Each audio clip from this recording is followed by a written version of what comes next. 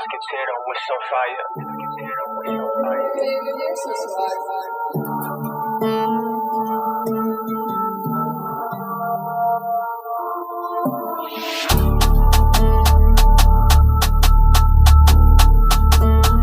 دنبال چی؟ از خودت چی؟ برش کن بابا. دنبال چی؟ لحظه رفته جوش داری میگی خونپاره میشی، بسته بچه بنگت دفته و خودکاری میشی، گنگت لفظ و پشت میکروفونه، خودت هم استانی کریس استاد پستای بیریخت، نقشه بسته عمل کن یه ذره، بند به بند منم برده اگه الان اینجا تنها اومدم، نه پاهنی داشتم نه فردا هیچ صاف، کلمه ها من براش تیک داشت، نمیدونم من خوب میدونم سر تا پا همه کرک ریتماش، همه عمل پیش ساخت، دستمالا پر کمر تیغ زات، از لباس همه این خان درزا باز و پول کل فکر و ذکرت، اگه ثمر بیم داد تو هم چه وسط یا تو صدد گیر پاچ، این قسمت رو رد میکنیم فقط بغل ریتماز اعلام کنم دوباره کیشمات.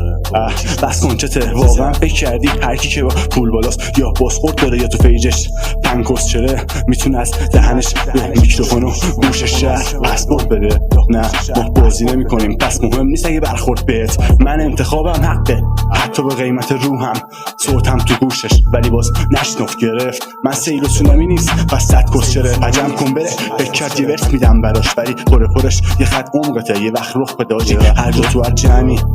حاجی تحت تو هر جمعی محکم دنده است آخه حق باشه تو هم اگه فوزی برداشتی خبریه تو آدرس بده بر بیابون من و خود دوتایی رندوم یه تک تخ داری بگو چندم کیش اصلا بنویسیم امضا بزنیم پای خودمون هر طور بشه، انقدر از مال بابات نره بالا که تهش هفته به داخل درونش باز از خود به چل بازه کبودش بد خورده لی برمیگردی اول راه، فقط بگم الان مثل اون وقتا نیست واسه دیده شدن یکی بس شده یکی گاف یا تنهایی صدات یادت میره، یکی دکتره یکی قاطی که گم شده یکی خواب، میدونم سخته ولی باید باور کنی یکی سرخ شده یکی خام،